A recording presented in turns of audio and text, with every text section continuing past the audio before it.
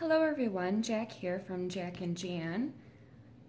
I just wanted to make this video to walk you through how to do a hexagon in the round.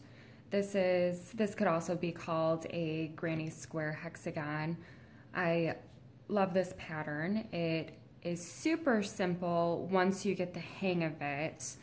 And there's definitely a pattern that you start to see forming, which helps because you don't have to count your stitches each time. And I know that that can be a daunting process whenever you do anything in the round and you're increasing each round. So I'm going to show you just this really simple way to do this and how I do this pattern. So I always start out with a magic ring.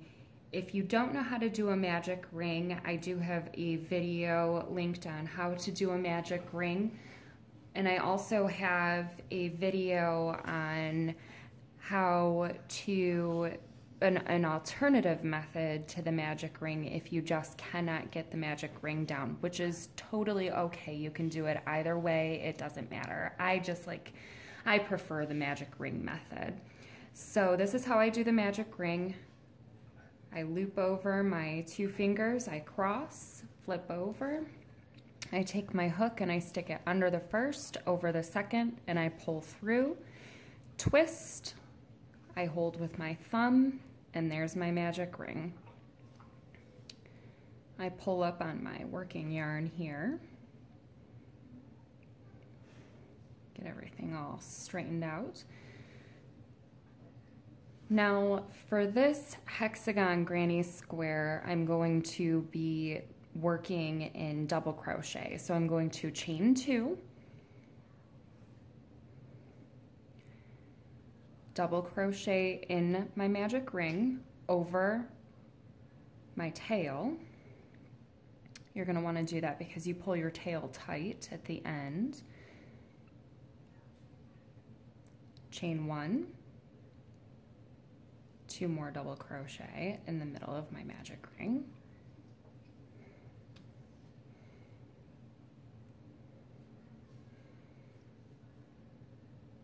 This part's always a little flimsy. It's hard to control the magic ring sometimes, and that's okay. Chain 1, 2 more double crochet into the center of your magic ring.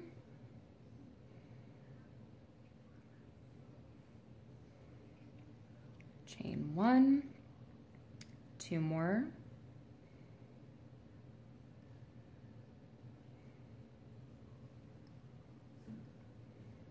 Chain 1, 2 more double crochet. You're going to have a total of 12 double crochet and 6 chains. So let's see where we're at. That first chain 2 counts as your first double crochet. So I have 2, 4, 6, 8, 10. I need 2 more double crochet, so I'm going to chain 1, place 2 more double crochet in the center of my magic ring,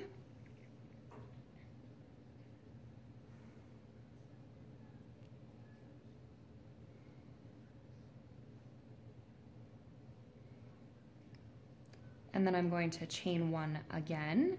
I close up my magic ring, so I just pull tight on that tail and it draws everything together. And now I am going to slip stitch in the top of my chain 2. So here's my chain 2 right here. I'm going to slip stitch in that top chain in my chain 2. And a slip stitch is just pulling through the chain 2, and I have 2 loops on my hook, and then I take the first loop and I pull it through the second. And now you have slip stitched to join. So now for my second round, I'm going to chain 2 again. I'm going to place a double crochet in the next double crochet stitch, which is right here. So here's my chain 2. You're can see this right here. Here's my chain 2.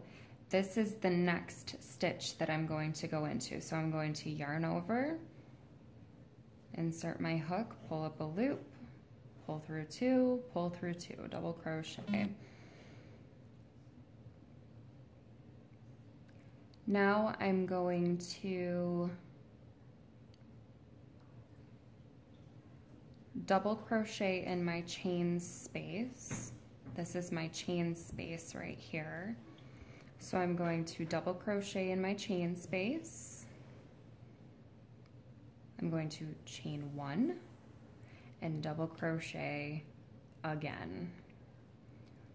And I'm going to do that in each of my chain spaces. So now I'm going to double crochet in the top of my double crochet in the top of my next double crochet. I'm going to double crochet in my chain space, chain 1, and double crochet in my chain space. Double crochet in the top of the next double crochet, double crochet in the top of the next double crochet. Now we've reached our chain space, so I'm going to double crochet, chain 1, double crochet, and I'm going to do that same pattern all the way around until I reach the end. So I'm double crocheting in the top of both of my double crochets, double crochet in my chain space, chain 1, double crochet again,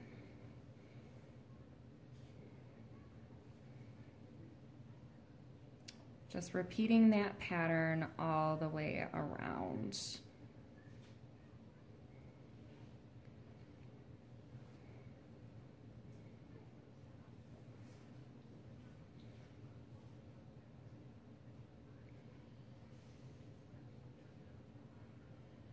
Okay, so I'm almost to the end here. I've done my last double crochet in the top of my double crochet, and here's my chain space.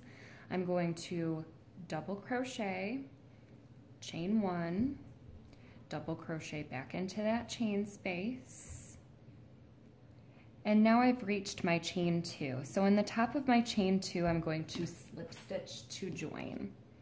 So I go ahead and I slip stitch in the top of my chain 2, and I slip stitch to join.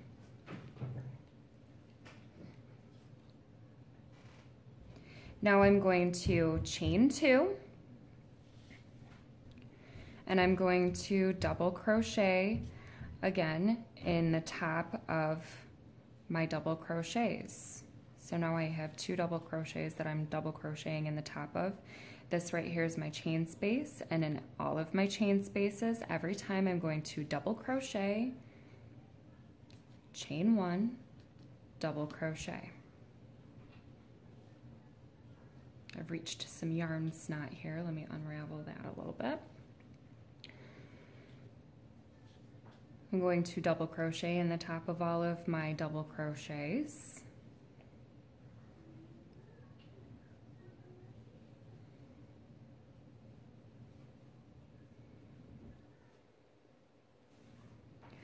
Sorry about this yarn snot, everyone. Jan and I like to call this yarn snot. It's just all of a sudden you get a knot in there and everything gets all tangled up and you gotta stop your project and unravel it all.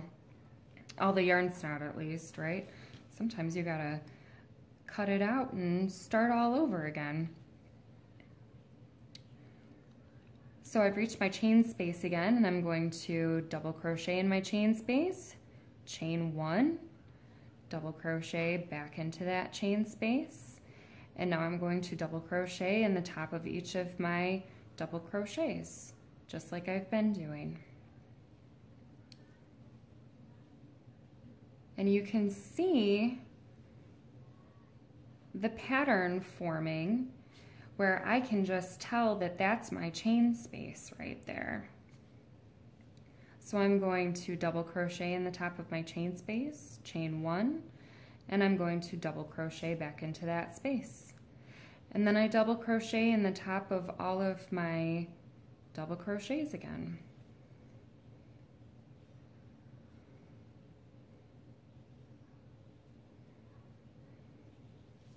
So let me lay this flat for you. So, you know, I don't have to count any of these, and I'll show you what I'm talking about here. So right here is where we have our chain space. Right there is where we've gone back into our double crochets. So in the beginning, we have 2 double crochets next to each other.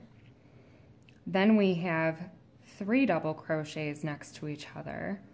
And now here we have 4 double crochets next to each other. And this will just continue to grow this way, giving us a hexagon shape. And each of these chains, as this gets larger, each of these chain spaces will come apart a little bit and you will get a nice hexagon shape, which you're starting to see here, where it gets flat and it goes up and out. And you can see how all of your stitches are forming this nice V going out this way. So that is the hexagon granny square. Turns out beautifully. You can use this on many different projects. I've used this in a shawl. You can use it to, you can make teeny tiny little hexagons if you want to using this pattern, and you can join them all together and make a scarf or anything that you want. This is a very neat pattern, and it's very different from the granny square that you generally see. At least I feel like it's different. So that is the hexagon granny square. Let me know what you think. You can like us on Jack and Jan, our Facebook page.